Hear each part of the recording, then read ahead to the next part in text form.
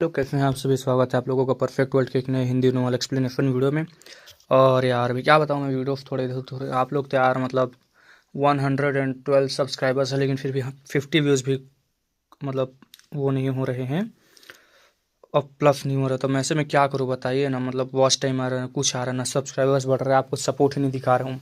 तो सपोर्ट दिखा तो चलिए एपिसोड स्टार्ट करते हैं। एपिसोड की स्टार्टिंग में हमें दिखाया जाता है वो सब लाइफ रेस्ट्रिक्टेड रीजन में है। इमॉर्टल डोमेन के लोग समझ ही नहीं पाए, जिंदा हैं पर फिर भी घर वापस नहीं जा सकते। उनमें से कई लोग इस वर्ल्ड के रेस्ट्रिक्टेड रीजन के बारे में जानते ही नहीं थे, लेकिन 9 हेवन ट्रेनर के एक्सपर्ट्स ये बात बहुत अच्छे से जानते थे और समझते थे। सेक्रेट एकेडमी के एल्डर्स, इमॉर्टल एकेडमी के एल्डर्स, सुप्रीम बिंग रेलम के लोग तक रेस्ट्रिक्टेड रीजन में कदम रखने से डरते थे, उनकी हिम्मत नहीं होती थी। तब एक हाई स्टेटस सेक्ट मास्टर ने धीरे से कहा, तो रेस्ट्रिक्टेड रीजन्स के लॉर्ड्स, उनका बैकग्राउंड ऐसा है, आज उन्हें पता चला इस दुनिया में सिर्फ कुछ लोग ही जानते थे रेस्ट्रिक्टेड रीजन के असली मालिक कौन है। Long life families, ancient imperial courts. तब इमॉर्टल डोमेन का एक एल्डर फिर बोला, अगर वो जिंदा है तो वापस क्यों नहीं जा सकते। सच ये था कि वो लोग यहाँ रहना ही नहीं चाहते थे। उन्हें लग रहा था ये वर्ल्ड इम्प्रोविज्ड है, मतलब वही खंडहर है, ठीक है। ग्रेट दाव इनकम्प्लीट है, कल्टीवेशन के लायक नहीं है। इमॉर्टल डोमेन से कंपैरिजन ही नहीं किया जा सकता। तब ग्रेट कमांडर ने धीरे से जवाब दिया, इमॉर्टल डोमेन के गेट्स उनके लिए बंद हो चुके हैं। सबका दिल एक पल के लिए रुक गया। क्या, अपने ही लोगों के लिए बंद? कमांडर की आवाज़ हल्की सी कांप रही थी। डार्कनेस के साथ एंडलेस बैटल के बाद इनऑस्पिशियस एनर्जी चिपक जाती है। जो कल्टीवेटर इस सब्सटेंस से कंटेंड हो जाए, इमॉर्टल डोमेन उसे वापस नहीं लेता। जैसे ही सब को आइस वाटर में डाल दिया गया हो, ऐसा सीन था। साइलेंस मतलब घर है पर एंट्री बैंड है।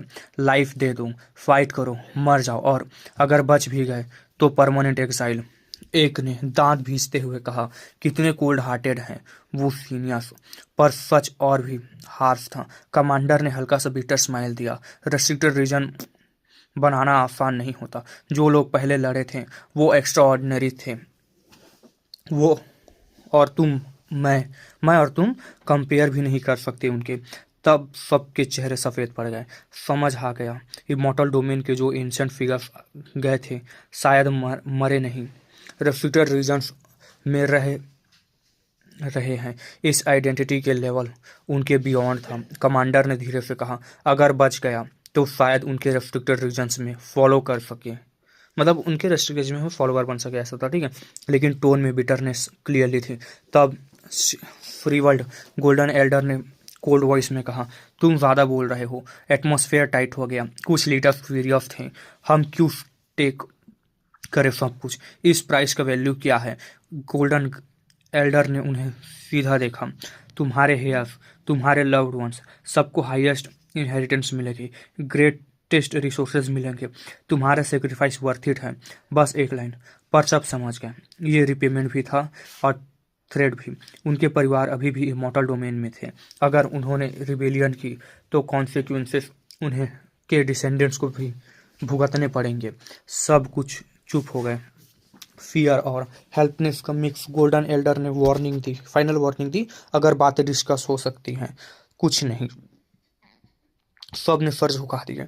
वो डेफिनेटली ट्रू इमॉर्टल था और वीक नहीं। तब उसने पूछा, वो डार्कनेस क्रिएचर जो लीडर बन सकता है, क्या अभी तक नहीं मरा? वो कुछ खुद इमॉर्टल मिस्ट पर चलकर डार्कनेस के ऊपर आ गया। वज्रा गेट का ओल्ड एंसेस्टर अभी भी डिवोर कर रहा था। ब्लड ब्लैक पी रहा ब्लैक ब्लैक ब्लड पी रहा था और स्ट्रांग होता जा रहा था। एक लीडर ने घबरा कर पूछा, क्या हमें अंदर जाना पड़ेगा? एल्डर ने सीधे जवाब दिया, उसे ख़त्म करो। सिंहा दूर से सब देख रहा था। उसका रेज ऑफ एक्टिविटी इंसेन था। वो कंटिन्यूसली डार्क एवोल्यूशन किंग को खा रहा था। सिंहा ने फ्राउन किया, अगर ये कंटिन्यू हुआ, क्या ये सुप्रीम बीइंग बन जाएगा? ये ऑर्डिनरी एवोल्यूशन नहीं थी। उससे चेस्ट ने चूज किया था, 9 कलर्ड ब्रिलियंस वाली। श्योर इनफ, वो क्रिएचर इसी प्रोविंस की तरफ आया जहां से गुजरा डार्कनेस मैटर वेव की तरफ सर्ज हुए। क्रिएचर्स पैनिक में भाग गए। वो सब मार के डिवोर करता गया। ये सुप्रीम बीइंग लेवल टच करने वाला है। सिंह ने ठंडी सांस ली। उसकी कल्टीवेशन फास्ट थी पर इस क्रिएचर के सामने स्लो थी। कंप्लीटली अनइमेजिनेबल ग्रोथ हो रही थी उसकी, पर फिर भी उसने खुद को काम किया। बैलेंस होता है गेन के साथ लॉस भी होता है। ये एबनॉर्मल स्पीड हिडन डेंजर लाएगी। तब इमॉर्टल डोमेन एल्डर ने स्ट्रिक्ट ऑर्डर दिए, इसे मार दो। एक ये सेकंड फुतुओ बन सकता है। एक लीडर ने धीरे से पूछा, क्या हमें रिस्क लेना पड़ेगा? एल्डर ने सीधा जवाब दिया, डार्कनेस से कांटेक्ट अनअवॉइडेबल है। तब एक लाइट आसमान चीर गई। इमॉर्टल डोमेन का एक एक्सपर्ट अंदर घुस गया। इमॉर्टल डोमेन पावरफुल था, पर इमॉर्टल्स की नंबर लिमिटेड थे। ट्रू इमॉर्टल्स रेयर होते थे। वज्रा गेट का ओल्ड इंसेक्ट मास्टर पीछे नहीं हटा, सीधे सामने आया। डार्कनेस मैटर वायलेंटली सर्ज हुए। इमॉर्टल कल्टिवेटर की बॉडी ट्रम्बल करने लगी। ब्लैक मिस्ट सी में मैजिकल फोर्स करोड़ हो रही थी। सिचुएशन क्रिटिकल थी। प्रूफ के साथ रिजल्ट शॉकिंग था। वज्रा गेट की बॉडी डेजलिंग गोल्डन हो गया, अनब्रेकेबल। एक फ्लैप पड़ा। इमॉर्टल डोमेन एक्सपर्ट 2 टुकड़ों में टूट गया। ब्लड फाउंटेन की तरह निकला। सबके चेहरे जम गए। इसका बॉडी टफनेस एबनॉर्मल है। नॉर्मल लोग हैंडल नहीं कर सकते। अगर ये ग्रो करता रहा, फ्यूचर डिजास्टर गारंटीड है, किसी ने कहा। तब एक और पावरफुल फिगर आया, सुप्रीम बीइंग लेवल का। इमॉर्टल एनर्जी स्वेल कर रही थी। वो डार्कनेस को रेजिस्ट कर रहा था, फिर कर पा रहा था। गोल्डन एल्डर ने कंफर्म किया, सिर्फ जिन के पास रिच इमॉर्टल एनर्जी है वो करप्शन रोक सकते हैं। क्लैश हुआ। वज्रा गेट एल्डर पीछे उड़ा। एक ब्लड थूका, लग रहा था जैसे हार जाएगा। तब डार्कनेस के डेप्थ से एक मैसिव क्लॉ निकला। स्काई कवर कर दिया गया। पुफ के साथ एक सुप्रीम बींग को पकड़कर ब्लड पेस्ट बना दिया गया। डेड साइलेंस चारों तरफ छा गया। सब जम से गए थे। Behind the scenes darkness creatures already appear हो गए। इमॉर्टल ग्रेट कमांडर का एक्सप्रेशन चेंज हो गया। क्या ये डिसीजन बैटल का स्टार्ट था डिसिसिव बैटल का स्टार्ट था? गोल्डन एल्डर ने सीरियस टोन में कहा, वज्रा गेट वाला चूजन सीड है। ये नहीं बचना चाहिए। अगर वो खुद अंदर बढ़ने लगा। एक तरफ वो मैसिव क्लॉ, दूसरी तरफ वज्रा ग्रेट का ओवर पावर्ड मॉन्स्टर, और बीच में डार्कनेस। सिर्फ कुछ ही दिन हुए थे। एक और ट्रम्प कार्ड ऑलरेडी रिवील हो रहे थे। क्या ये बिगिनिंग ही फाइनल वॉर बनने वाली थी? कुछ पता नहीं था। हमें दिखाया जाता है गोल्डन एंडल सीधे आगे बढ़ता है। ड्रैगन वेन को क्रॉस करते हुए डायरेक्टली डार्कनेस लैंड के सेंटर में जाता हुआ उसकी बॉडी के अराउंड इमॉर्टल एनर्जी सर्च कर रही होती है। मल्टी कलर लाइट रेडियंस के साथ गोल्डन स्किन को पहले से ही अनयूजुअल लग रही थी, अब और भी एक्स्ट्रा ऑर्डिनरी दिखती है। लेकिन एक अजीब चीज़ थी, इमॉर्टल एनर्जी क्लियरली फ्लो कर रही थी, फिर भी वो ऑलमोस्ट एक गोल्डन स्केलेटन जैसा लग रहा था। स्किन बोन के ऊपर टाइटली चिपकी हुई थी, बिल्कुल ड्राई, लेकिन अंदर से इमेंस पावर के साथ। वो सीधे बोलता है, ब्लैक कैलेमिटी फिर से आ गई है। मैं आज से स्पेसिफिकली तुम्हें ख़त्म करने आया हूँ। अगले ही मोमेंट ची की आवाज़ के साथ उसकी स्पीड इतनी ज़्यादा हो जाती है कि ब्लैक मिस्ट लिटरली डिस्प्लेस होने लगती है। डार्कनेस का रीजन जो ओमनियस था सडनली डफलिंग हो जाता है। उसकी गोल्डन लाइट से वो अपना ड्राइड अप बड़ा हाथ एक्सटेंड करता है। गोल्डन रेडियंस एक्सप्लोड होती है, वॉइड क्रैक होने लगती है वेंग वेंग वाइब्रेशन साउंड के साथ, और वो डायरेक्टली वज्रा गेट के ओल्ड सेक्ट मास्टर को पकड़ने की कोशिश करता है। वज्रा गेट का ओल्ड सेक्ट मास्टर डिसेबल्ड है। माउथ के कॉर्नर पर ब्लैक ब्लड लगा हुआ था। उसकी आंखें छोटी सिल्वर फन्स की तरह शाइन कर रही थी। वो डेंजरस सेंस करता है, डायरेक्ट फाइट नहीं करता। इंस्टिंक्ट टर्न करके डार्कनेस के डीपेस्ट रीजन में भागना स्टार्ट कर देता है। लेकिन भागते वक्त उसके फेस पर जो कोल्ड स्माइल आती है वो सबके दिल हिला देती है, जैसे वो इस इमॉर्टल डोमेन एल्डर को याद रख रहा हो, जैसे फ्यूचर के लिए मार्क कर रहा हो। गोल्डन एल्डर चिल्लाता है, कहाँ जा रहा है? इस लेवल पर पहुंच चुका कल्टिवेटर अगर चाहे तो सन मून पकड़ सकता है, मारना उसके लिए इम्पॉसिबल नहीं होता। तभी डार्कनेस के अंदर से एक मैसिव क्लॉ निकलता है, स्काई कवर कर लेता है। अर्थ क्रैक होने लगती है, वॉइड इंच बाय इंच टूटने लगता है, एक ब्लैक होल तक फॉर्म हो जाती है। ये behind the scenes darkness being है ट्रू सोर्स ऑफ केओस। अब वो पर्सनली एक्शन ले रहा था। दोनों कोलाइड करते हैं, वॉइड एक्सप्लोड, डार्कनेस मैटर और इमॉर्टल एनर्जी क्लैश करते हैं। ग्रेट दाव रिपल्स स्प्रेड होते हैं। ये सिर्फ पावर के क्लैश नहीं था, ये नेचुरल लॉस और ऑर्डर का कन्फ्रंटेशन था। सीन ऐसा लग रहा था जैसे मिलियंस ऑफ ईयर्स पुरानी फाइट रिपीट हो रही हो। डार्कनेस कैलेमिटी से कुछ दिन हुए थे, मतलब डार्कनेस कैलेमिटी से के कुछ दिन हुए थे और ऑलरेडी ट्रू इमॉर्टल्स लेवल तक बैटल शुरू हो चुकी थी।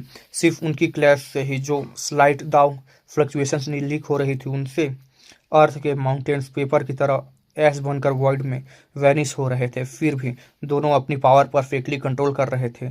सब डिस्ट्रक्टिव फोर्स बैटलफील्ड के सेंटर में ही रस्ट्रेंड थी। अब क्लियरली दिखता है वो बीस्ट क्लॉ पिच ब्लैक है, लिवर जैसा भी लगता है, डेमोनिक बर्ड जैसा भी। स्केल्स डार्क लाइट से फ्लिकर कर रही होती हैं। साइज इतना बड़ा होता है जैसे स्टार्स भी उससे छोटे हों, इतना बड़ा।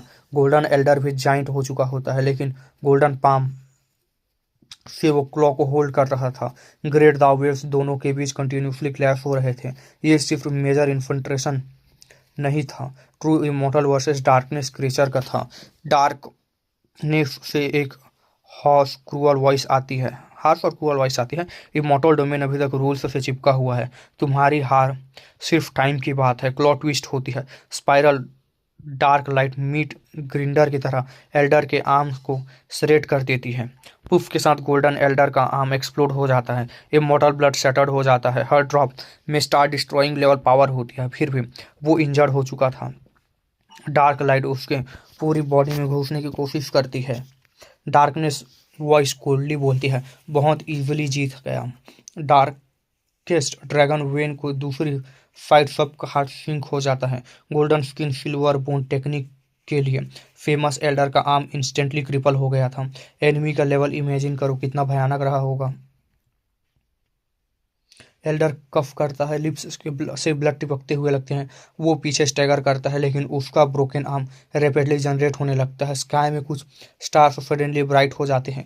हेवनली आइज वाले लोग देखते हैं स्टार बर्न हो रहे हैं। स्पिरिचुअल एसेंस रिलीज कर रहा है। वो एसेंस बीम्स बनकर एल्डर की बॉडी में से एंटर होती हैं। वो लिटरली स्टार बर्न करके अपनी आर्म रिस्टोर कर रहा था। बैटल रुकती नहीं। बीस्ट क्लॉ कंटिन्यूसली अटैक करता रहता है। तभी डिस्टेंस से एक रोर आता है। सब वज्रा गेट ओल्ड एंसेस्टर की तरफ देखते हैं। वो फ्रीज हो जाता है, अपने चेस्ट को देखता है। एक सिल्वर स्ट्रिक उसके हार्ट को पियर्स कर चुकी होती है। पुफ के साथ उसकी बॉडी एक्सप्लोड हो जाती है। ब्लड हर डायरेक्शन में फ्लैश हो जाता है और ब्लड का कलर होता है ब्लैक, पिच ब्लैक कलर। हमें दिखाया जाता है वो सिल्वर स्ट्रिक एक्चुअली में एल्डर का इमॉर्टल ब्लड का पार्ट था, जो पहले सेटर्ड हुआ था और सीक्रेटली अंडरग्राउंड मूव करके उसके हार्ट डिस्ट्रॉय कर गया था। ड्रैगन वेन साइड पर सब शॉक हो जाते हैं, फिर चीयर करने लगता है। डार्कनेस सीड एलिमिनेट हो गया कहकर गोल्डन एल्डर कोल्ड काफ करता है। बैटल स्ट्रेंथ सर्ज करती है, लेकिन फिर सब शॉक हो जाते हैं। एक्सप्लोडेड ब्लैक ब्लड मूव कर रही होती है, गैदर हो रही होती है, ह्यूमन से फॉर्म कर रही होती है। वो रिवाइव हो रहा था। सब स्टंड इमॉर्टल्स ब्लड से एक्सप्लोड होने के बाद भी सर्वाइव कैसे कर गया। इमॉर्टल डोमेन लेवल बॉडी भी नहीं है। सब यही सोच रहे थे। डार्कनेस से वॉइस आती है, डार्कनेस सीड्स इम्पेरिसिबल होते हैं, वो दोबारा ग्रो करेगा। और सच में वज्रा गेट का बॉडी रिकंस्ट्रक्ट होता है। बोन्स रिबिल्ड होते हैं। रोरिंग जाइंट फॉर्म एज्यूम करता है। सुप्रीम बीइंग ट्रांसफॉर्मेशन जैसा लगता है। एवोल्यूशन स्पीड एब्सोल्यूट हो जाती है। तब डार्कनेस से एक वॉइस बोलती है, विड्रॉ। एक क्लॉ आता है, उसकी सर्जिंग एनर्जी को सप्रेस करता है, उसको श्रिंक कर देता है। ब्लैक ब्लड कंसंट्रेट हो रहा था फ्यूचर ब्रेक थ्रू के लिए। इमॉर्टल मीनवाइल एक small streak of light darkness से एस्केप कर रही होती है। इमॉर्टल ब्लड के साथ थोड़ा डार्कनेस ब्लड मिक्स होता है। डार्कनेस क्रीचर लाफ करता है।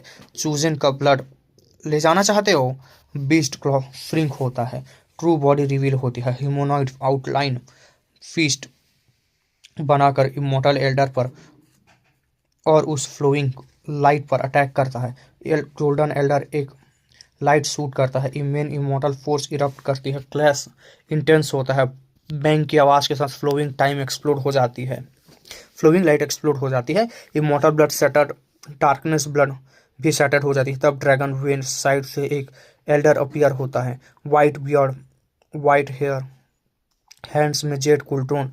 वो डार्कनेस ब्लड कलेक्ट करता है जो स्काई में सेटर्ड हुआ था। कुछ ड्रॉप्स सील करता है और तुरंत टर्न करके लाइट गेट की तरफ चला जाता है। गोल्डन एल्डर भी विड्रॉ करता है। उसके ऑब्जेक्टिव ब्लड कैप्चर था, कंप्लीट हो चुका था। लोग पहचान लेते हैं ये ओल्ड इमॉर्टल डॉक्टर था। लाइट गेट ओपन होती है, वो एंटर करता है, डायरेक्ट इमॉर्टल डोमेन रिटर्न करता है। डार्कनेस क्रीचर कोल्डली बोलता है, इतनी मेहनत सिर्फ एक ड्रॉप ऑफ ब्लड के लिए, तुम कुछ नहीं जान पाओगे। बैटल खत्म होती है। कमांडर पूछता है, ये ब्लड इंपॉर्टेंट है? गोल्डन एल्डर जवाब देता है, ये डार्कनेस सीड एसेंस ब्लड है। अगर रिसर्च कंप्लीट हो गया, बैटलफील्ड रिवर्स हो सकता है। दूर से सी हाउस देख रहा होता है। एक प्रॉब्लम हो चुकी होती है। एक्सप्लोडेड ब्लैक ब्लड का एक ड्रॉप उसके कपड़ों पर गिरा था। डार्कनेस क्रेचर दूसरे प्रोविंस में उस ब्लड के लिए फाइट कर रहे थे, लेकिन सी हाउ को एक स्ट्रेंज फीलिंग आ रही थी। वो कपड़े का वो हिस्सा कट करता है, स्पेशल आर्टिफैक्ट में सील करता है, फिर सडनली रियलाइज करता है उसके बॉडी से फेंट डार्क लाइट निकल रही है। वो शॉक हो जाता है, क्या मैं भी डार्कनेस से ट्रांसफॉर्म होने वाला हूँ?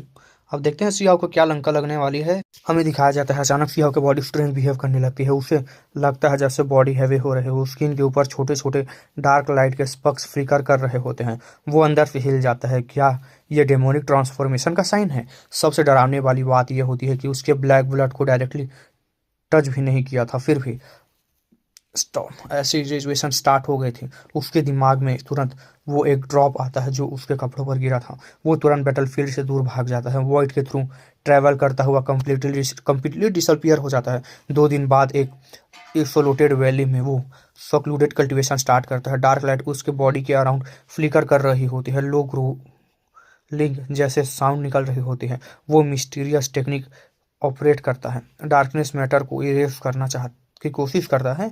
उसे समझ आ जाता है, हाँ ये सब उस ड्रॉप ऑफ ब्लड की वजह से हुआ है। प्रोसेस एक्सट्रीमली टेरिफाइंग होती है। एक मोमेंट ऐसा भी आता है जब डार्कनेस ने उसे को ऑलमोस्ट कोरोट कर दिया था, लेकिन फाइनली में वो नॉर्मल हो जाता है, बॉडी वापस से स्टेबल हो जाती है। फिर भी हेजिटेशन होती है। वो वैली के नीचे से अपना स्पेशल मैजिकल आर्टिफैक्ट निकालता है। उसके अंदर वो डार्कनेस ट्रू ब्लड स्टोर्ड था। वो उसको फिर से अपने साथ रख लेता है। उसे डाउट होता है क्या ये आर्टिफैक्ट भी कॉरोड हो सकता है, लेकिन उसके पास चॉइस नहीं थी। वो केयरफुल रहता है, अपनी बॉडी के हर चेंज को मॉनिटर करता है। लकीली कोई एबनॉर्मल रिएक्शन नहीं होता। उसे लगता है शायद डायरेक्ट कांटेक्ट नहीं हुआ, इसलिए इफेक्ट लिमिटेड है। फिर वो अपना सीक्रेट पाथ यूज करता है, क्रूसिफिक यांग अर्थ। ये एक स्पेशल डोमेन है जहाँ वाइड स्प्लिट होती है और ये यांग फोर्स ऑपरेट करते हैं। नॉर्मल लोग इस प्रेशर को इंडोर नहीं कर सकते, लेकिन सी हाउ कर सकता था। इसी सेफ पाथ से वो लोअर रेलम में एंटर करता है। वही पुराना लाइफ रेस्ट्रिक्टेड रीजन लॉर्ड उस ड्रॉप ऑफ ब्लड को देखते हैं, शॉक हो जाते हैं। तुम ये चीज ले आए? ये नॉर्मल डार्कनेस ब्लड नहीं है, ये सीड लेवल क्रीचर का ट्रू ब्लड है, वो बताते हैं। इसका मतलब सिंपल नहीं था। डार्कनेस क्रीचर्स के बीच ये डिवाइन ब्लड के बराबर है। ये लिमिटलेस एवोल्यूशन रिप्रेजेंट करता है। ये रैंडमली नहीं मिलता, ये कॉम्प्लेक्स सेक्रीफाइस और प्रोसेस के बाद प्रोड्यूस होता है। सीहाउ बताता है, ये सेक्रीफाइस से नहीं बना, ये एक कॉफिन ने क्रिएट किया था। यह सुनते ही रेस्ट्रिक्टेड रीजन का लॉर्ड भी सीरियस हो जाता है। कॉफिन यार पता नहीं, अब देखें क्या होगा। फिर ये तो हेवेंस चूजन सीड का ट्रू ब्लड है, इंडिविजुअल, वो बताते हैं। सीहाउ सीधे पूछ देता है उसका यूज क्या है। रेस्ट्रिक्टेड रीजन लॉर्ड पहले सिंपल जवाब देता है, इससे दूर रहो, ये तुम्हें करॉट करेगा। सी हाउ इरिटेट हो जाता है, अगर कोई यूज नहीं तो मैं डिस्ट्रॉय कर देता हूँ। लॉर्ड कामली बोलता है, डिस्ट्रॉय करना ऑलमोस्ट इम्पॉसिबल है, ये ग्रो करेगा, मल्टीप्लाई करेगा जब तक तुम इमॉर्टल दाव लेवल पर नहीं पहुँचते और इमॉर्टल ब्लड से कंटिन्यूसली प्योरीफाई नहीं करते। सी हाउ रिग्रेट फील करता है, क्या मैंने गलती कर दी? अगर ये लोअर रेला में कंटेमिनेट हो गया, मतलब वही प्रोड्यूस हो गया, तो क्या होगा? रेस्ट्रिक्टेड रीजन लॉर्ड श्योर करता है, मैं हूं यहाँ, स्प्रेड नहीं होगा। फिर वो एक शॉकिंग सजेशन देता है, इसमें नहा जाओ, इसे खुद को कंप्लीटली करप्ट होने दो। सीहाउ तुरंत पीछे हट जाता है, उसकी आईज शार्प हो जाती है। वो अपनी प्रीमोडियल स्पिरिट कभी सेक्रीफाइस नहीं करेगा, और वो डार्कनेस में गिरा तो फिर वो सेम पर्सन नहीं रहेगा। और हॉनेस्टली वो रेस्ट्रिक्टेड रीजन लॉर्ड पर फुल्ली ट्रस्ट भी नहीं करता था। लॉर्ड कामली समझाता है, डार्कनेस मैटर को सिर्फ सील करना सॉल्यूशन नहीं है, फ्यूचर में तुम्हें इसका सामना करना ही पड़ेगा। अगर तुम इम्यूनिटी डेवलप कर लो, मतलब वही यार रेजिस्टेंस कर लो, या उसकी पावर यूज कर सकते हो, तभी सरवाइव कर पाओगे। वो और भी सीरियस बात बोलते हैं। इमॉर्टल डोमेन भी शायद हार सकता है और फ्यूचर में जो आने वाला है वो सबसे बड़ा सेटलिंग ऑफ अकाउंट्स होगा, मतलब अकाउंट सेटल होंगे सभी के, तो ठीक है। सब एरा से ज़्यादा टेरिफाइंग एरा आने वाला है। डार्कनेस डिजास्टर हो सकता है, लेकिन शायद एक दिन लाइफ भी नर्चर कर सके। सी हाउ कन्फ्यूज हो जाता है। तुम चाहते हो मैं अडेप्ट करूं? प्रॉब्लम सिंपल है, वंस डार्कनेस में गिरा वापस आना इम्पॉसिबल होता है। इसलिए इमॉर्टल डोमेन उन लोगों को भी एक्सेप्ट नहीं करता जो डार्कनेस क्रेचर से फाइट करके आए थे। रेस्ट्रिक्टेड लॉट ब्लंट हो जाता है, या तो एक्स्ट्रा ऑर्डिनरी बनो या अर्ली फेस में मर जाओ। वो याद दिलाता है तुम इमॉर्टल ब्रेकिंग का सर्वाइव कर चुके हो। अगर डार्कनेस भी रेजिस्ट कर ले तो तुम ट्रूली सर्वाइव कर सकते हो। सी हाउ साइलेंट हो जाता है। वो जानता था रिस्क इनसेन है, लेकिन वो ये भी जानता था ये एरा नॉर्मल नहीं है। रेस्ट्रिक्टेड रीजन लॉर्ड और भी वार्निंग देता है, फ्यूचर में जो बींग्स सामने आएंगे वो ग्रेट एरफ के विटनेसेस हैं। तुम्हारी करंट स्ट्रेंथ इंप्रेसिव हो सकती है, लेकिन उनके सामने इनसोफिकेटेड है। सी हाउ फाइनली बोलता है तुम मैडमैन हो, लेकिन अंदर से वो कंसिडर कर रहा होता है। स्ट्रेंथ के लिए वो रिस्क लेने से भी कभी नहीं डरा। रेस्ट्रिक्टेड रिजल्ट लॉर्ड सेटिस्फाई होता है, एक ड्रॉप इनफ है। फ्यूचर में तुम्हें कंप्लीटली इमर्स होना पड़ेगा, कहते हैं। सी हाउ का एक्सप्रेशन चेंज हो जाता है। ये मिडल एज हैंडसम मैन जो स्नो वाइट क्लोथ्स में है, उसका अप्रोच टेरिफाइंग होता है। सी हाउ कॉम्प्रोमाइज करता है, मैं डायरेक्ट गैम्बल नहीं करूंगा, स्टेप बाय स्टेप जाऊंगा। वो डिसाइड करता है वो एक और बॉडी क्रिएट करेगा, एक डार्कनेस बॉडी। अगर वो करप्ट होती है तो मेन बॉडी सेफ रहेगी। रेस्ट्रिक्टेड रीजन लॉर्ड एग्री करता है, डार्कनेस बॉडी क्रिएट करो, उसको तुम्हारे साथ फाइट करने दो, बेनिफिट्स ज़्यादा होंगे। उसे टेम्परली उसको हैंड ओवर करके सीहा वहाँ से निकल जाता है। वो स्टोन विलेज नहीं चाहता। पहले वॉइड गॉड रेला में एंटर करता है, वहाँ मिलता है बर्ड एल्डर और कॉइन एल्डर से। वो सीधे पूछता है वो वुडन चेस्ट क्या है, क्या बैकग्राउंड है उसका। इस बार हायर रेलम में उसने एक सिमिलियर चेस्ट देखा था, ओरिजिनल एंशिएंट आर्टिफैक्ट जैसा, इसलिए क्यूरियोसिटी और बढ़ गई थी। वो रेस्ट्रिक्टेड लॉट से भी नहीं पूछता, उसे थोड़ा फियर और पीस यह फील होता है। वुडन चेस्ट कोई नॉर्मल चीज़ नहीं है। फूट और एनलेन जैसे बींग्स भी उसके लिए डेस्परेट थे। रेस्ट्रिक्टेड रीजन लॉर्ड भी उन्हीं लेवल का एक्सिस्टेंस था। सी हाउ कॉसी मतलब अलर्ट होता है। बर्ड एल्डर और कॉइन एल्डर सीरियस हो जाते हैं। वो वुडन चेस्ट नॉर्मल नहीं है, हमें अंदर से अनइजीनेस फील होती है, लेकिन हम याद नहीं कर पा रहे थे। और फिर वो क्लियर वार्निंग देते हैं, रेस्ट्रिक्टेड रीजन लॉर्ड से गार्ड रहना, अभी उसको वो चेस्ट मत देना। सीन यहीं पर इंटेंस हो जाता है। सी हाउ के पास अब 3 डेंजरस चीज़ें थी, darkness, true blood, restricted region lord और वुडन चेस्ट, और तीनों का कनेक्शन शायद फ्यूचर के सबसे बड़े स्ट्रॉम से था। अब क्वेश्चन सिंपल है, क्या सी हाउ डार्कनेस को कंट्रोल करेगा या डार्कनेस सी हाउ को कंट्रोल कर लेगी? कुछ नहीं होगा, क्या सस्पेंस यार, हमें तो पता है वो मेन हीरो है, तो क्या बोले हम लोग, ठीक है। हमें दिखाया जाता है सी हाउ ने फाइनली डिसाइड कर लिया होता है कि वो अब इधर उधर भागने वाला नहीं है। अब फोकस सिर्फ एक चीज़ पर होगा, कल्टीवेशन। उसका एम सिंपल था, फिश से ड्रैगन बनना। सिचुएशन नॉर्मल नहीं थी, दुनिया पीसफुल नहीं रही थी, डार्कनेस करप्शन स्टार्ट हो चुकी थी और फ्यूचर में एक मैसिव ब्लडी शो डाउन आने वाला था। ये सिर्फ वॉर नहीं होगा, ये हिस्ट्री का सबसे टेरिफाइंग टर्मोइल होगा। अगर कोई ऑर्डिनरी मॉडल होता तो वो सब कुछ बस फेट एक्सेप्ट कर लेता, लेकिन सी हाउ टैलेंटेड था, उसके पास पोटेंशियल था रिस्क करने का, मतलब रिस्क करने के राइस होने का, ऐसा था, ठीक है। और इससे आगे में कौन सा कल्टीवेटर स्ट्रांग नहीं बनना चाहेगा, इस एज में कौन सा कल्टीवेटर स्ट्रांग नहीं बनना चाहेगा। सी हाउ क्यूरियस हो गया, वो अपनी ग्रेटता को रिफ्लेक्ट करता है, अपने पाथ को एनालाइज करता है। उसका गोल सिर्फ स्ट्रॉन्ग बनना नहीं था, वो सरवाइव करना चाहता था। वो चाहता था कि स्टोन विलेज सेफ रहे, उसके लव्ड वंस सेफ रहें। वो नहीं चाहता था कि दुनिया कोर्चेड रस और ड्राइड बोन्स में कन्वर्ट हो जाए, मतलब वही बेजान बन जाए, ऐसा, ठीक है। लेकिन प्रॉब्लम में थी, उसने फ्यूचर का एक कॉर्नर देखा था और वो फ्यूचर टेरिफाइंग था। उस विजन में पूरी दुनिया साइलेंट थी, सब लोग मर चुके थे, सिर्फ वो बचा था। उसके पीछे एक जली हुई ब्लैक पिलो ट्री के रिमेन्स थे, बस वही। जब भी वो याद आता है उसका हार्ट हैवी हो जाता है, लेकिन फिर भी वह फ्यूचर फाइनल नहीं था। ग्रेट एल्डर मिंग तियानजिंग ने जैसे लोगों ने उसे कहा था, जो फ्यूचर अभी नहीं हुआ वो फिक्स्ड नहीं होता।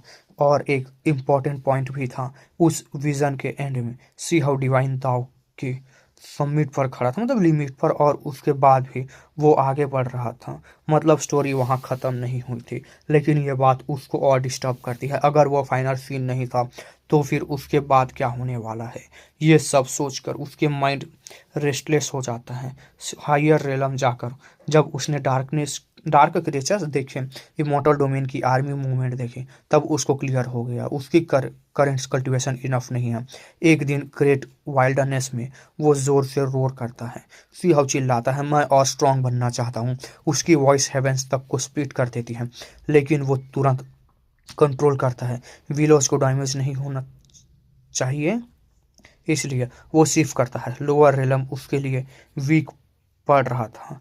ग्रेट दाउ फ्लेव्ड थे, लैंड अनस्टेबल थी, लेकिन फिर भी वो खुद से कहता है, ग्रेट द फ्लूइड होना मेरे लिए वेस्टोन है। मैं अपनी बॉडी को सीड बनाऊंगा, बॉडी एज अ सीड पार से ब्रेक थ्रू करूंगा। अब क्वेश्चन सिंपल था, कल्टीवेशन कहाँ करें? उसकी नज़र 8 रीजन्स के बॉर्डर पर जाती है। वहाँ प्राइमल के स्टॉर्म्स होते हैं, वाइड क्रैक्स जनरेट होते रहते हैं। डेंजरस प्लेस थी, परफेक्ट ट्रेनिंग ग्राउंड था। सी हाउ एक्शन लेता है, वो रेलम वॉल तोड़कर प्राइमल केओस में एंटर करता है। कायोटिक एनर्जी स्टॉर्म से अपनी बॉडी को रिफाइन करता है। उसके पास एंशिएंट स्क्रिप्चर्स थी, सीक्रेट मेथड्स थे, उसकी पास्ट टेक्निक थी। जो मिसिंग थी वो है टाइम और डीप कॉम्प्रिहेंशन। वो फुल फोकस करता है, लेकिन कंप्लीटली आइसोलेट नहीं होता। Time to time stone village return करता है। वाइट गॉड रेलम भी जाता है, डार्क प्रिजन में सील्ड एग्जिस्टेंस के साथ फाइट करता है। सुप्रीम स्टोन स्टैचूज के साथ ब्लडी बैटल करता है। कभी कभी बैरन रेस्ट्रिक्टेड रीजन भी जाता है। वहाँ रेस्ट्रिक्टेड रीजन लॉर्ड, वहाँ लॉर्ड बोलेंगे, ठीक है, रेस्ट्रिक्टेड लॉर्ड बोलेंगे, समझ जाना। रेस्ट्रिक्टेड रीजन लॉर्ड एक ही है, ठीक है। उसको टॉर्चर करते हैं, इमोर्टल ब्रेकिंग कर्व का फ्लेयर करने देते हैं। और रिसेंटली वो डार्कनेस ब्लड के साथ कंट्रोल कांटेक्ट भी स्टार्ट कर देता है। लाइफ रिस्क पर डालकर अपने दाव रिफाइन कर रहा था। एक दिन वो वॉव लेता है। सी हाउ कहता है, जो इमोर्टल थ्रू एंडलेस एजेस हैं, जो बैटल से मिलता है, मेरी स्वॉर्ड सब एजेस को कट करेगी। मेरी फिस्ट पास्ट प्रेजेंट और फ्यूचर को सप्रेस करेगी। वो अपने कॉन्विक्शन को स्ट्रेथन करता है। तभी पीछे से थ्रोट क्लियर करने की आवाज़ आती है। सिंह तुरंत स्टिफ हो जाता है, जैसे बॉडी सील हो गई हो। उसकी फाइटिंग स्पिरिट इंस्टेंटली जीरो हो जाती है, क्योंकि पीछे कौन खड़ी थी? उसकी मॉम, किन येनिंग। वो यंग थी, स्ट्रॉन्ग कल्टिवेटर थी, लेकिन इस वक्त वो सीरियस थे। किन येनिंग कहती है, तुम कितने भी बड़े एम्बिशंस रख लो, तुम मेरे बेटे हो, तुम्हें शादी करनी ही पड़ेगी। सी हाउ शॉक हो जाता है। उसने कब एक्सपेक्ट किया था कि बैटल मोड से डायरेक्ट मैरिज मोड में शिफ्ट होगा। किन येनिंग वरीड थी, वो चाहती थी कि सी हाउ सेटल हो जाए, हायर लीव करें, मतलब वही अपना डिसेंडेंट छोड़े, ज़्यादा रिस्क ना ले। उसे डार्कनेस क्रिएचर्स वाली बात का भी पता चल चुका था। सी हाउ एक्सप्लेन करने की कोशिश करता है, मॉम मैं ग्रेट द परस्यू करना चाहता हूँ, मैं एंडलेस टाइम के बाद भी खड़ा रहना चाहता हूँ। लेकिन किन येनिंग फर्म करती है, कन्फर्म थी, तुम्हारा सरनेम सी है, तुम शादी की एज क्रॉस कर रहे हो, हायर चाहिए। तब ओल्ड क्लैन चीफ सी यूनफेंग भी बोल पड़ते हैं। सी यूनफेंग कहते हैं, बेटा पेरेंट्स की फीलिंग समझो। अब तो पूरा स्टोन विलेज सपोर्ट में आ जाता, तब मतलब पूरा कि हाँ शादी के लिए सपोर्ट में आ जाता है, ठीक है। सब चाहते हैं कि वो शादी करें। इवन क्रिम्सन ड्रैगन डिसाइपल मजाक उड़ाता है, शादी कर लो, पीसफुली सेटल हो जाओ, हर बार ट्रबल मत लाओ। रिजल्ट आता है, सी हाउ उस ड्रैगन को किक मार देता है। ड्रैगन हवा में स्पिन करता हुआ हॉरिजॉन के पार चला जाता है। सी हाउ फिर एक्सक्यूज देता है, मॉम मैंने लॉन्ग लाइफ इमॉर्टल कोट्स की प्रिंसेस देखी है, अनडाइंग फैमिलीज की पर्ल्स से मिला हूँ, मेरा हार्ट मूव नहीं हुआ। अभी सूटेबल दा कंपेनियन मिलना इजी नहीं है। किन येनिंग कामली लेकिन फर्मली फिंगर करती है। वहाँ देखो, सबकी नज़र मुड़ती है, वहाँ यूनवी खड़ी होती है। वो अभी ग्रेट वाइल्डरनेस से मेडिसिन कलेक्ट करके वापस आई थी। सीन फ्रीज हो जाता है। बैटल एम्बिशंस एक साइड, मैरिज प्रेशर दूसरी साइड, और सी हाउ बीच में फंस चुका था। यानी कि घून के संग गेहूं पीसने वाला ऐसा था, ठीक है, मतलब गेहूं के संग घून पीसने वाला सीन यहाँ चल रहा था। देखते हैं क्या होगा अब आगे चल के। तभी एक आवाज आती है, मास्टर में वापस आ गया। दूर हॉरिजन की साइड से एक क्रिम्सन ड्रैगन सीधे स्काई को कट करता हुआ आता है। वो ड्रैगन सडनली एक लाल रंग की मल्टी कलर लाइट स्ट्रीक में ट्रांसफॉर्म हो जाता है। बिल्कुल लाइटनिंग की तरह स्पीड में जंप करता है। वो क्लियरली मस्ती मोड में था। ऐसे लग रहा था जैसे जानबूझकर सी हाउ को चाइल्डनेस चिढ़ाने आया हो यार। विलेज के ऊपर कलरलेस बना रहा था कलर्स बना रहा था सर्कल्स बना रहा था, हवा में फ्लिप मार रहा था। पूरा ओवर एक्टिंग लेवल एंट्री थी। फिर जैसे ही उसकी नज़र पड़ती है यूनवी पर, जो विलेज के एंट्रेंस के पास खड़ी थी, वो इविल तरीके से हंस पड़ता है और उसे मार्शल मॉम बोल देता है। बस अगले ही सेकंड बैंग एक साउंड होता है। एक सॉलिड किक। सी हाउ का पैर सडनली माउंटेन साइज का हो जाता है, लिटरली बड़ा होकर पहाड़ जैसे, और वो ड्रैगन को सीधे किक मार देता है। ड्रैगन हवा में डिसअपियर हो जाता है। कहाँ गया किसी को नहीं पता, बस इतना पता है कि वो सीधे बेहोश हो गया और कई दिन तक उसका कोई साइन नहीं मिला। यूनजी यूनजी उसका फेस बिल्कुल जेड जैसा स्मूथ और काम था, पर वो रिएक्ट नहीं करती। एवं सिंस वो सी हाउ के साथ लोअर रेलम में आ गई और कहा था कि मैं सी हाउ का ख्याल रखूंगी, तब से उसका नेचर चेंज हो चुका था। वो पीसफुली थी, थोड़ी डिटैच्ड सी, जैसे कोई इमोर्टल गलती से मॉर्टल वर्ल्ड में आ गया हो। सी हाउ उसके सामने कभी रूड नहीं हो सकता, चाहे वो जस्ट वाइल्डरनेस से मेडिसिन कलेक्ट करके वापस आई हो और डायरेक्टली कुछ सुना भी ना हो। यूनजी स्टूपिड नहीं थी, वो स्मार्ट थी। सिर्फ छोटी छोटी चीज़ों से समझ गई कि घर में क्या चल रहा है। स्पेशली जब उसने किन यूनिंग की आंखों में वो जेंटल नज़र देखी और रिसेंट दिनों में जो एक्स्ट्रा केयर मिला, तभी उसे समझ आ गया। फिर किन यूनिंग सीक्रेटली सी हाउस से पूछती है, सच बताओ तुम किसको चूज करोगे? सी हाउस शॉक में था। ये चूज करने का मैटर ही नहीं था। उसके दिल में एक ही खाली जगह थी, एक ऐसा रिग्रेट जिसमें से वो निकल ही नहीं पा रहा था। डेसोलेट बॉर्डर की ग्रेट बैटल को अभी आधा साल भी नहीं हुआ था। ग्रेट एल्डर मेंग तियानजिंग बैटल में मर चुके थे और सबसे बड़ा हुओलिंगर उससे कैप्चर कर लिया गया था। सिन प्रोविंस के साथ ही वो दूसरी साइड चली गई। जिंदा है या नहीं कोई नहीं जानता। किन यूनिंग सॉफ्टली समझाती है, मुझे पता है तुम्हारे दिल में बहुत वेट है, पर जो लोग चले गए वो वापस नहीं आएंगे। हमें आगे देखना होगा। उसके हिसाब से हुओलिंगर वापस आने का चांस ऑलमोस्ट 0 हो चुका था। एंडलेन जैसे लोग प्रिजनर्स को जिंदा नहीं छोड़ते, और मान लो मिरेकल हो भी गया, मान लो वो जिंदा भी हो, तो क्या फायदा? दोनों वर्ल्ड्स अब कंप्लीटली सेपरेट हो गए थे। बीच में एक हेवनली गैप है जो क्रॉस ही नहीं हो सकती। अगर कभी मिलना भी हुआ तो शायद एक पूरा एरा लग जाए। इसलिए किन यूनिक चाहती है सी हाउ शादी करे, ताकि वो अपना दर्द भूल सके।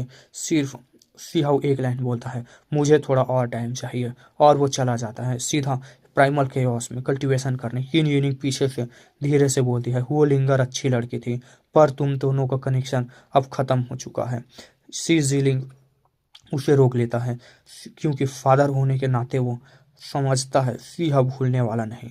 वो अपने रिग्रेट को फ्यूल बना रहा है। अगले कुछ सालों में सिंह सिर्फ कल्टीवेशन करता है नॉन स्टॉप। उसकी स्ट्रेंथ एबनॉर्मल स्पीड से ग्रो करती है, इतना फास्ट कि लोग सुन के शॉक हो जाएं।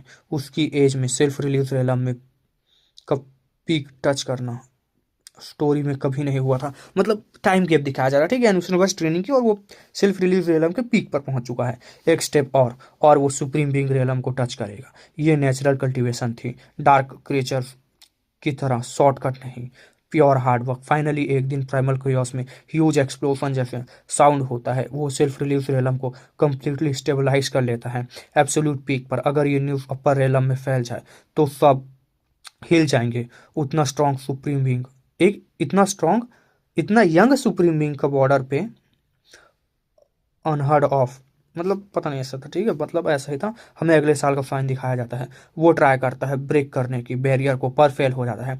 वो कंफ्यूज था, मैं सिर्फ थोड़ा सा दूर हूँ, फिर भी क्यों नहीं हो रहा। वो स्टोन विलेज वापस आ जाता है, वाइट गॉड रेलम में जाकर शील्ड क्रीचर से लड़ता है, फिर भी कोई रिजल्ट नहीं आता। इस बीच कीन येनिक फिर से शादी का टॉपिक उठाती है।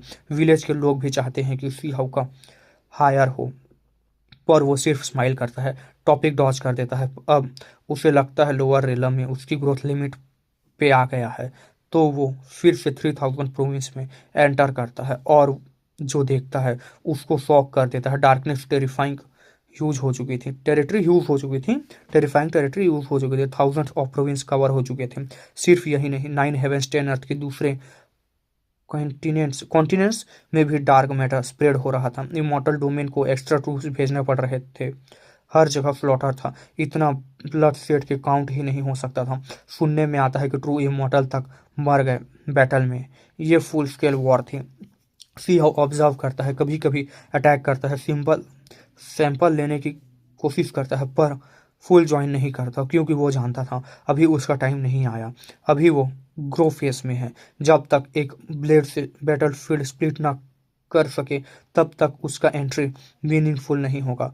पर कितना भी ट्राई करे, सुप्रीम बीइंग ब्रेक थ्रू नहीं हो पा रहा था। वो फ्रस्ट्रेट हो जाता है। लोग सुनेंगे तो बोलेंगे ग्रीडी है, 500 साल से पहले कोई सुप्रीम बीइंग नहीं बना, और ये लड़का अभी तो इतना यंग है। फिर भी ऑलमोस्ट वहाँ पहुंच गया, पर सी हाउ सेटिस्फाई नहीं होता। वो रिकॉर्ड तोड़ना चाहता था, मिरेकल क्रिएट करना चाहता था। वो फिर से लोअर रेलम लौटता है और नेक्स्ट कुछ साल सिर्फ कल्टीवेशन करता है। टोटल 10 साल बीत चुके होते हैं। वो सेल्फ रिलीज पीक पर होता है। लाइटनिंग रेवोल्यूशन को खुद अट्रैक्ट किया, पर फिर से फेल हो गया। 2 बार ऑलमोस्ट मर चुका था। एक बार प्राइमल कयोस कोलैप्स हो गया, बॉडी रोट होने लगी। एक बार स्टेरी स्काई में बॉडी टूट रही थी, स्टार्स तक फेड हो गए, पर फिर भी सुप्रीम बीइंग दूर ही रहा।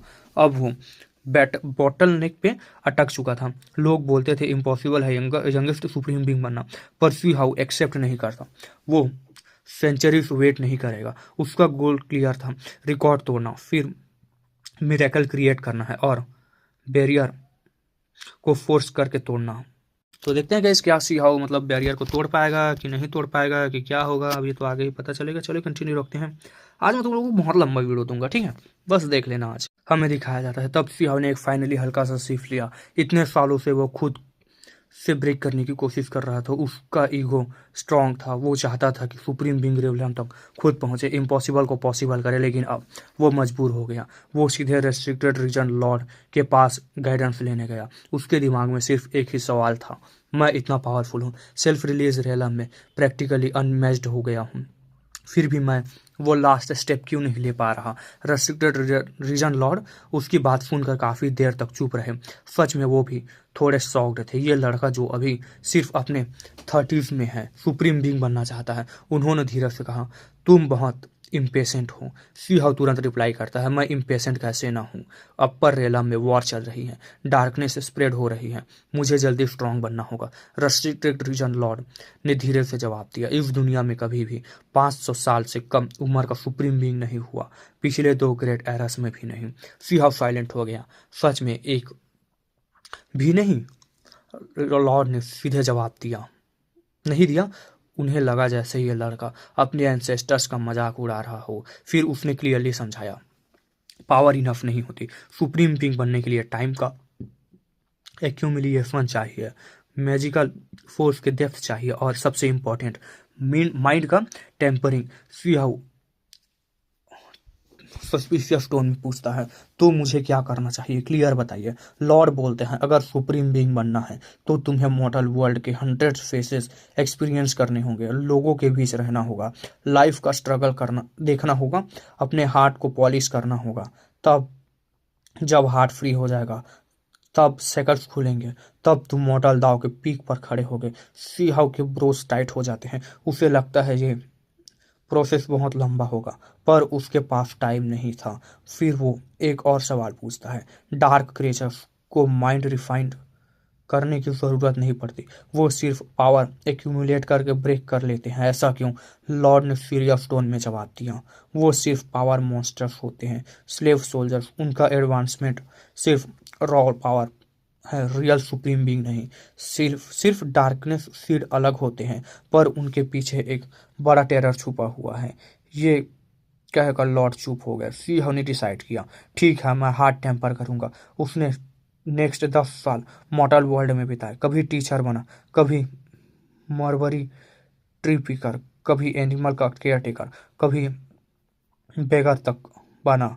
उसने कल्टीवेशन टेम्पररी साइड में रख दिया। वो फुल्ली लाइफ को एक्सपीरियंस कर रहा था, हर टाइप का इमोशन, हर टाइप का स्ट्रगल। 10 साल बाद वो वापस गया, पर फिर भी ब्रेक थ्रू नहीं। लॉर्ड ने फिर कहा, माइंड को और रिफाइन करो। सी हाउ फिर से 10 साल और स्पेंड किया। इस बार वो बस माउंटेन और रिवर्स विजिट करता रहा, दाव को कंटिन्यूसली टच भी नहीं करता, बस लाइफ ऑब्जर्व करता रहा। फिर भी रिजल्ट जीरो रहा। फ्रस्ट्रेटेड होकर वो फिर रेस्ट्रिक्टेड रीजन लॉर्ड के पास गया। लॉर्ड ने सीधे कहा, तुम्हारा माइंड में बहुत हैवी थॉट्स हैं। तुम हर वक्त सुप्रीम बीइंग बनना चाहते हो, इसी वजह से तुम ब्रेक नहीं कर पा रहे। सी हाउ साइलेंट हो गया। यह सच था, उसके माइंड में फ्यूचर वॉर, डार्कनेस इन्वेंशन, वो लिंगर को रेस्क्यू करना, हिस्ट्री चेंज करना, सब चल रहा था। लॉर्ड ने बोला, तुम ऑलमोस्ट मैडनेस के स्टेट में हो, बेटर होगा कल्टीवेशन वर्ल्ड छोड़ दो, मॉडल लाइफ में वापस जाओ। वो वर्ड्स हैमर की तरह लगे। सी हाउ का फेस चेंज हो गया। वो काफी देर तक चुप रहा, फिर डीप बो करके बोला, सीनियर थैंक्स, मैं समझ गया। इस बार वो सच में कल्टीवेशन भूलने लगा। स्टोन विलेज वापस आया। ग्रेजुअली सीक्रेट टेक्निक्स ब्लर होने लगे। ये फोर्स फुल स्टॉप नहीं था, ये इंटरनल क्लिनसिंग थी। गिविंग अप और ग्रीनिंग के बीच का स्टेट, मतलब वही छोड़ देना और फिर से ग्रैब करना, ऐसा था। ठीक है, फाइनली उसने सब टेम्परली छोड़ दिया। तब किन यिनिंग ने फिर से शादी का टॉपिक उठाया। बेटा, अब तक क्या नहीं छोड़ा तुमने? हम सब एक हायर चाहते हैं। सिंह ने हल्का सा सिर्फ लिया। शायद मेरे थॉट्स अभी भी डीप हैं। मैं शादी के टॉपिक में भी क्लियर नहीं था। फिर अचानक उसकी आइज क्लियर हो गई। आय, शादी कर सकता हूँ? और सी जीलिंग और किन यिनिंग शॉक हो गए। मतलब मैं शादी कर सकता हूँ? फिर खुशी से भर गए। यूनजी, वो सालों से उसका साथ थी। जब सी हाउ वीक था तब भी नहीं छोड़ा। लोअर रेलम तक फॉलो किया। किन यिनिंग ने बोला, वो रेडी है। सी हाउ ने स्लोली नोट किया। स्टोन विलेज में सेलिब्रेशन स्टार्ट हो गए। ओल्ड क्लैन चीफ तक खुश हो गए, खुशी से भर गए। सब लोग चाहते थे कि सी हाउ का हायर हो। अब फाइनली वो मोमेंट आ रहा था। सी हाउ ने एक बार फिर हॉरिजॉन की तरफ देखा। उसके माइंड में एक image I, fire मरबरी trees, red flowers हवा में गिरते हुए, हुआ लिंगर की याद। उसने धीरे से सीख लिया, क्या वो एक एरा वेट कर सकता है, या लाइफ के को आगे बढ़ाना ही होगा? इस बार उसने प्रेजेंट चूज किया। ये था। अब क्या होगा देखते हैं, ठीक है। इन कुछ सालों में यूनजी पूरी कंप्लीटली चेंज हो गई थी। उसका ऑरा बिल्कुल काम अलूफ था, जैसे वर्ल्ड के मैटर्स से थोड़ी दूर हूँ। वो माउंटेन्स में शांति से पीक करती थी मेडिसिन स्पीक करती थी। बिल्कुल ऐसे लगती थी जैसे कोई गॉडेस मॉडल वर्ल्ड में क्विटली रह रही हो, जेंटल, पीसफुल, स्टेबल। लेकिन आज उसका एक्सप्रेशन चेंज हो गया। उसकी वाइट फेस हल्का सा रेड हो गया। वो काम नहीं रह पा रही थी, क्योंकि किन येनिंग खुद आई थी एक न्यूज़ लेकर। वो चाहती थी कि यूनसी और सियाहो की शादी करें। यूनसी को अंदाजा था कि कभी ना कभी ये बात होगी, लेकिन इतने सालों साथ रहने के बाद भी ऑब्वियस था। लेकिन जब ऑफिशियली बोला गया तो थोड़ी स्टंट हो गई। उसे लगा ये सडन है। उसके दिमाग में कॉन्फ्लिक्ट स्टार्ट हो गए। वो लोअर रेलम में इसलिए आई थी क्योंकि सियाह पर इमॉर्टल ब्रेकिंग कर्स लगा था। उसने डिसाइड किया था कि वो उसका ख्याल रखेगी, रिपे करेगी। लेकिन क्या हुआ? सियाह का कल्टीवेशन डिक्रीज नहीं हुआ, वो सर्वाइव करता रहा। इवन इमॉर्टल ब्रेकिंग कर्स जैसी चीज़ भी उसको डिस्ट्रॉय नहीं कर पाई। जो ट्रू इमॉर्टल्स को क्रिपल कर सकती थी, वो भी उसको तोड़ नहीं पाई। यूनजी यकीन खुद को यकीन नहीं होता था। एक टाइम पे यूनजी वापस जाना चाहते थे, लेकिन किन यिनिंग ने उसे रोक लिया। रीजन सिंपल था, कर्स अभी फुल्ली खत्म नहीं हुआ था, कभी भी प्रॉब्लम हो सकती थी। और अब किन यिनिंग उससे शादी के लिए कह रही थी। यूनजी के लिए द कंपेनियन का मीनिंग सीरियस था। ये सिर्फ रिलेशनशिप नहीं, ये लाइफ पार्टनर है। कल्टीवेशन पाथ पर वो थोड़ी फ्रस्ट्रेटेड फ्रस्ट्रेटेड हो गई। सच में भागने का मन कर रहा था, लेकिन किन यिनिंग ने उसे रोका। दोनों क्विकली बैठकर बात करने लगी। लेकिन यूनजी को पास्ट याद किया। यूनजी ने पास्ट याद किया। बिगनिंग में वो और सियाओ लिटरली फाइट करते थे। उसने उसके कान तक बाइट किए थे। फिर धीरे धीरे फ्रेंड्स बने। फिर लाइफ एंड डेथ सिचुएशंस में साथ ट्रैवल किया। ब्लडी प्लेन्स क्रॉस किए, सी हाउ ने उसे प्रोटेक्ट किया, उसे सेलेस्टियल क्लैन तक सेफली वापस ले गए। ये सब मेमोरीज डीप थी, वो उन्हें भूल नहीं सकते थे, लेकिन सेलेस्टियल क्लैन में ने जो किया उसने इन मेमोरीज पर चोट लगाई, रिलेशनशिप में फ्रैक्चर आ गया, मतलब वही रिलेशनशिप टूट गया, ठीक है।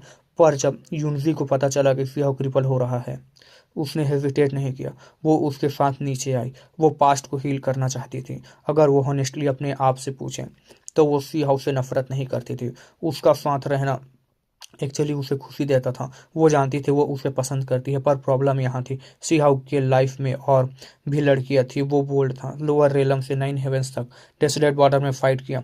क्या वो सिर्फ एक ही फीमेल क्लोज फ्रेंड रखता? और फ्यूचर में अगर वो सब वापस आए तो वो लिंगर, उसका नाम ही काफ़ी था। यूनवी जानती थी उसकी इम्प्रिंट सिहाउ के हार्ट में डीप है, चाहे उसकी कंडीशन अननोन हो। यूनवी के इमोशंस मिक्सड थे, थोड़ी कंफ्यूज, थोड़ा डाउट, थोड़ी खुशी, थोड़ा साइलेंस के बाद यूनवी हाँ कर देती है। किन येनिंग स्माइल करने लगे। दूर से क्रिम्सन ड्रैगन चिल्लाया, हेवन ग्रेट है, अर्थ ग्रेट है, पर ओल्ड मॉम सबसे ग्रेट है। ये क्लियरली सिहाउ को ट्रोल कर रहा था, क्योंकि शादी के बाद किन येनिंग ने ही पूछ की थी। ओल्ड में मतलब उसको ठीक है बोल रहा है ना। सी हाउ ने टॉलरेट नहीं किया, एक किक मारा, ड्रैगन फिर से उड़ गया। दूर से उसकी आवाज आई, मैं ग्रेट क्रिम्सन ड्रैगन वापस आऊंगा। स्टोन विलेज फेस्टिवल मूड में आ गया। Lanterns, decorations, celebrations. जो बच्चे पहले डेसोलेट बॉर्डर के थे अब बड़े हो चुके थे। विलेज अब पावरफुल फाउंडेशन बन चुका था। स्टोन विलेज लोअर रेला में डोमिनेट कर सकता था, इवन अगर सी हाउ ना भी हो।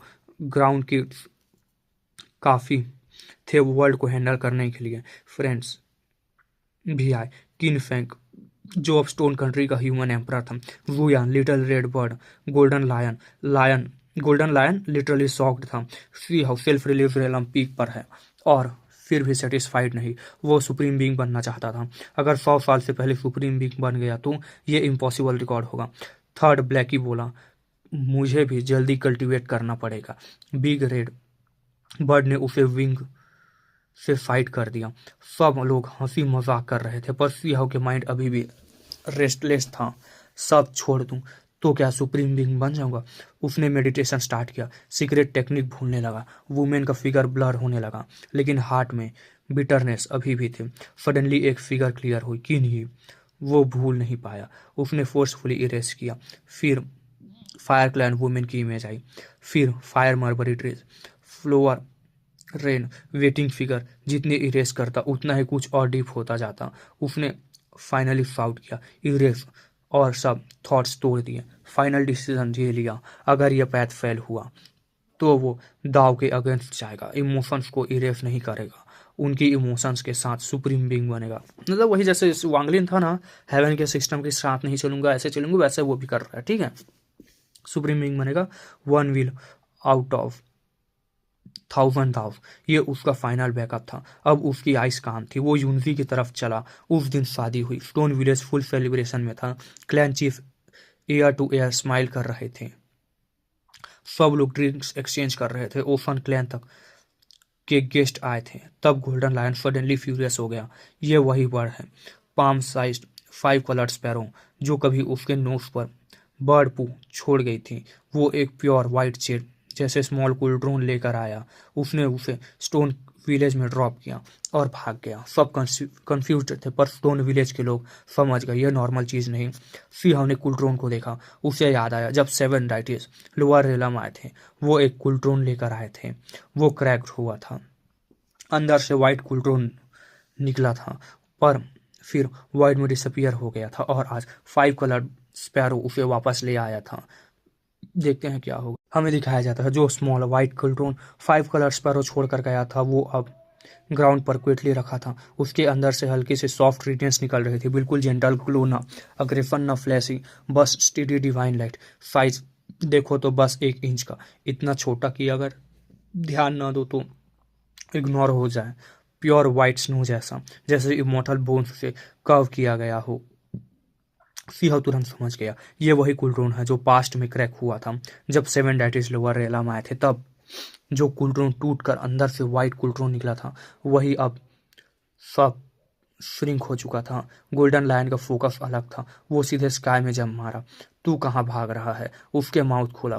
क्लाउड्स लिटरली उसके मुंह में स्टक होने लगे। 5 कलर स्पैरो को निगलना चाहता था, क्योंकि उस बर्ड ने कभी उसके नोज पर पू छोड़ दिया था, बर्ड पू छोड़ दिया था, मतलब हक दिया था ऐसा था, ठीक है। उसके लाइफ का सबसे बड़ा इंसल्ट था, लेकिन स्पैरो ऑलरेडी वैनिश हो चुकी थी। रेनबो लाइट्स की फ्लैश और बस आफ्टर इमेज रह गए। वो हॉरिजॉन के पार डिसअपियर हो चुकी थी। गोल्डन लायन रोर करता है पर पकड़ नहीं पाया। अब सबका अटेंशन सिर्फ कुलड्रोन पर होता है। सबको फील हो रहा था ये नॉर्मल चीज नहीं है, उसमें कुछ डीप मिस्ट्री छिपी हुई है। कुलड्रोन वाइट था, लेकिन अंदर अंदर का बॉटम विजिबल नहीं था। इतना छोटा बोन के बाद होने के बाद भी डेप्थ इन्फिनाइट जैसी लग रही थी, जैसे 1 इंच नहीं, एक पूरा यूनिवर्स हो, जैसे प्राइमल कोयोस भरा हुआ हो। सीहाव आगे बढ़ता है। केयरफुली उसने फ्लावर पिकिंग जैसे गेस्चर किया और कूलड्रोन उठा लिया। उसने हेवनली आइज ओपन किया, तब उसका एक्सप्रेशन चेंज हो गया। ये फॉग्ड में था वो। बॉटम में कुछ पैटर्न्स थे, बहुत फेंट, बिल्कुल स्टेबल। कूलड्रोन के वॉल्स स्मूथ नहीं थे, ग्रूव्स थे, बिल्कुल प्लेन्ड कार्विंग की तरह। ये रैंडम डैमेज नहीं था, कुछ पीसेज मिसिंग भी लग रहे थे। क्वेश्चन ये था, ये इंटेंशनली क्रेव किया गया था या कुछ इरेज किया गया था। सी हाउ को एक और चीज रियलाइज हुई, ये मटेरियल 10,000 स्पिरिट डायग्राम जैसा है, मतलब extremely high level divine material. ये कोई ऑर्डिनरी गिफ्ट नहीं हो सकती थी। गोल्डन लायन एंग्री था। ये बर्ड वाइड में ट्रैवल करता है, इसलिए पकड़ नहीं पाता, लेकिन शादी रुक नहीं सकती थी। सब वापस सेलिब्रेशन बोर्ड में आ गए। सेरेमनी कंटिन्यू हुई। पहले हेवन एंड अर्थ का वो हुआ, फिर पेरेंट्स को, फिर हस्बैंड एंड वाइफ एक दूसरे को। सब लाफ कर रहे थे। सिंपल मॉडल स्टाइल वेडिंग थी। स्टोन विलेज अपनी रूट्स नहीं भूला। यूनिसी का हार्ट हल्का सा ट्रेम्बल कर रहा था। क्या यह सच में हो रहा है? जिन से कभी लड़ी थी, जिनके साथ लाइफ डेथ क्रॉस किया था, अब वही उसका दाव कंपेनियन बन रहे थे। बन रहा था, थे क्या यार, बहुत सारे नहीं है कि था। लाइफ ड्रीम जैसा लग रहा था। पास्ट याद आया, सेलेस्टियल क्लैन कॉन्फ्लिक्ट। सिहाव ऑलमोस्ट मर गया था, वो दोनों दूर हो गए थे। तब उसने सोचा था शायद कभी सेम पाथ पर नहीं चलेंगे, और आज वो उसके सामने खड़ा था। बाहर बच्चे शोर कर रहे थे, नए दूल्हा दुल्हन को तंग करो। नई जनरेशन के किड्स, विलेज ग्रो हो रहा था, पॉपुलेशन बढ़ रही थी। किन यिनिंग और सीजीलिंग एक्सट्रीमली हैप्पी थे, उनका सपना कंप्लीट हुआ था। क्लैन चीफ सी यिन फैंग भी स्माइल करते जा रहे थे। उनकी एज बढ़ रही थी, लेकिन कल्टीवेशन और डिवाइन मेडिसिन की वजह से उनकी बॉडी और स्ट्रांग हो रही थी। विलेज डिवाइन हर्ब्स से फील्ड था। White sky, divine mind, heavenly डाइटिट्री, स्पिरिचुअल एसेंस हवा में मिक्स थी। इसी वजह से नेक्स्ट जनरेशन का टैलेंट स्काई हाई था। अब नॉर्थ साइड एक प्राइवेट कोर्ट यार्ड में फॉर्मेशन लगा दिया गया था। आउटसाइडर्स अलाउ नहीं थे। यूनफी और सी हाउस सामने बैठ गए थे, मतलब वही यार हनीमून चल रहा था यहाँ था, ठीक है। साइलेंस सरफेस पर यूनफी काम थी, अंदर हार्ट बीट फास्ट बीट कर रहा था। सी हाउस उसे देख रहा था। पास्ट मेमोरीज फ्लैश हो रही थी। Frustration, happiness, regret, mixed emotions थे। तब अचानक एक और फिगर उसके माइंड में शेप लेने लगा। उसने ट्राई किया सब थॉट्स इरेज करने का, लेकिन वो वापस आ रहे थे। कि ये हेवन मेंडिंग दाव, वो क्यों नहीं आई? फिर हुओ लिंगर की image, fire mulberry trees, desolate border petals, great elder की डेथ, डार्कनेस इन्वेंशन। उसके ऊपर बहुत लोड था। सडनली सी हाउ की बॉडी ट्रम्बल हुई, उसकी डिवाइन फोर्स सर्च हुई। उसने फाउट किया, लास्ट सेवरिंग, मैं प्राइज देने को रेडी हूँ। यूनफी शॉक में थी। शादी की रात, और वो मेडिटेशन में एंटर कर गया, मतलब पूरे अनुमान उसने धरे के धरे रह दिया था, ठीक है। तब इमेजिनेबल चीज हुई, उसकी बॉडी के थॉट्स फिजिकली निकलने लगे। इंस्टेंट फिगर्स स्काई में अपीयर होने लगे। Four black willow tree, mulberry trees, किनी और यूचैन merge form, desolate border wars, darkness tides, सब इनग्रेव होकर वॉइड में रोटेट करने लगे। सी हाउ ने उन सब की बॉडी से फोर्सफुली बाहर निकाल देते। सी हाउ ने उन सबको, तो ठीक है, वो स्टिल बैठा रहा था, लाइक रॉक की तरह, पत्थर की तरह, जैसे 100 ईयर्स का मेडिटेशन हो। एक मंथ बीत गया। कोर्टयार्ड फॉरबिडन जोन बन गया। दाव लॉज सॉल्व कर रहे थे। सी हाउस सेंटर में वो फिनिक्स रिवर्थ जैसा लग रहा था। Natural loss, true Phoenix feathers जैसे चेन्स बनकर उसके अराउंड आ रही थी। पावर पीक पर जा रही थी। गोल्डन लायन गैस्प करता है, सुप्रीम बींग हो रहा, वो सच में सुप्रीम बींग ब्रेक थ्रू कर रहा है। वो फॉग्ड था। लकी था कि सी हाउ ने पहले से फॉर्मेशन लगा दिया था। अगर ऑरा लीक होता, स्टोन विलेज डिस्ट्रॉय हो सकता था, एंटायर डेसोलेट रीजन डेंजर में आ जाता। ओल्ड क्लैन चीफ ऑर्डर दिया, सब विलेज से बाहर हो जाओ। विलो डाइटी का एंशिएंट फॉर्मेशन एक्टिवेट कर दिया गया, विलेज सील्ड बन गया। सब ने देखा Phoenix feather like order of change withdraw हो रहे थे। सी हाउ के अराउंड कोकून फॉर्म हो रहा था, जैसे सेकेंड रिबर्थ हो रहा हो। ऑरा रिट्रैक्ट हो रही थी। अगर एक्सप्लोड होती, हेवन एंड अर्थ फ्लिप हो जाता और सब कंट्रोल में था। अगर ये कंप्लीट हो गया तो वो हिस्ट्री का यंगेस्ट मॉर्टल था, सुप्रीम बीइंग बनेगा। उसी मोमेंट हायर रेलम में भी चेंज स्टार्ट हो गया। 9 हेवेंस 10 अर्थ के एंशिएंट कॉन्टिनेंट्स मूव होने लगे, जैसे कोई अनसीन फोर्स उन्हें दोबारा जोड़ने चाहता हो। इमॉर्टल डोमेन का एक हाई लेवल फिगर शॉक में चिल्लाया, क्या कल्टीवेशन लेस एज आने वाली है? हेवेंस अपने आप को डिवोर कर रहा है। स्काई अर्थ कॉन्टिनेंट्स सब में मैसिव शिफ्ट होने लगे। लोगों की सोच तक शेक हो रहे थे। ये मैन मेड है या नेचुरल ओमेन, किसी को नहीं पता था, किसी को कुछ समझ नहीं आ रहा था। तो देखते हैं गाइस क्या होगा इस समय, और क्या सी हाउ सुप्रीम बीइंग बन पाएगा कि नहीं। तब मिलते हैं एक नए एपिसोड के साथ, तब तक के लिए बाय बाय।